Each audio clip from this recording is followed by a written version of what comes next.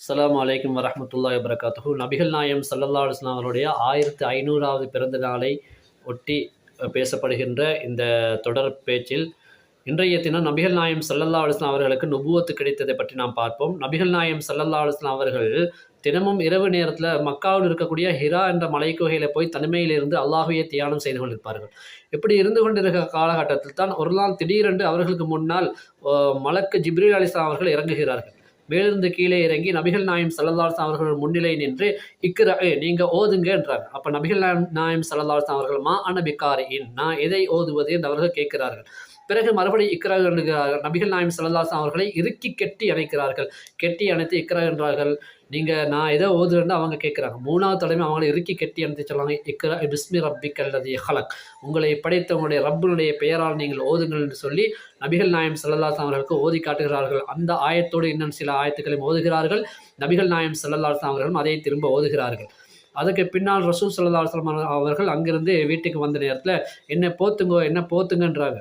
அதாவது குளிர்காலமே இல்லை, ஆனாலும் போத்துங்கன்றாங்க. அப்போ அவங்கள போர்த்துக்கொள்ளப்படுகிறது. அவர்களுக்கு போர்வை போட்டு போர்த்தப்படுகிறது. ஹதீஜா ரலியல்லாஹு அன்ஹா அவர்கள் அவருடைய மனைவியார்.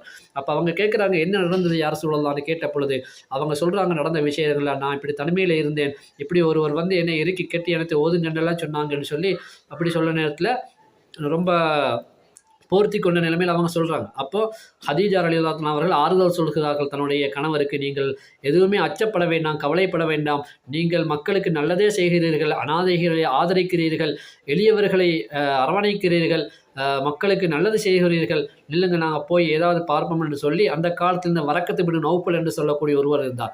அவர் வந்து முந்தைய வேதங்களை எல்லாம் கொஞ்சம் கற்றிருந்தார். அதனால் அவங்கள்ட்ட கூட்டிகிட்டு போய் அந்த ஆள்கிட்ட கூட்டிட்டு போய் இவங்க நபிகள் நாயகம் ஸல்லல்லாஹு அலைஹி வஸல்லம் அவர்களுக்கு நடந்த விஷயங்களை சொல்கிறாங்க. அவங்க இதெல்லாம் கேட்டுக்கொண்டு இருந்துட்டு அவங்க சொன்னாங்க, அல்லாஹ் உங்களை நபியாக ஆக்கியிருக்கிறான், தன்னுடைய தூதராக தேர்ந்தெடுக்கிறான். இப்போ நீங்கள் உங்களுடைய நபித்துவத்தை, உங்களுடைய இஸ்லாமிய போதனைகளை நீங்கள் மக்கள் மத்தியில் எடுத்துச் சொல்கின்ற பொழுது உங்களை இந்த ஊர் மக்கள் இந்த ஊரை விட்டும் உங்களை வெளியேற்றி விடுவார்கள். நீங்கள் செய்த சேவைகளை எல்லாம் நன்றி மறந்து அவர்கள் உங்களை அடிக்கக்கூட வருவார்கள், விரட்டி விடுவார்கள் உங்களை ஊரிலிருந்து.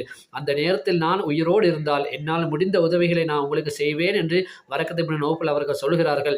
ஆனால் நபிகள் நாயகம் ஸல்லல்லாஹு அலைஹி வஸல்லம் அவர்களுக்கு அந்த கஷ்டங்கள் ஏற்படுகின்ற காலத்தில், மக்காவிலிருந்து அவர்கள் துரத்தப்படுகின்ற காலத்தில் அந்த வரக்கத்து பின் நௌஃபல் என்று சொல்லக்கூடியவர்கள் உயிரோடு இல்லை.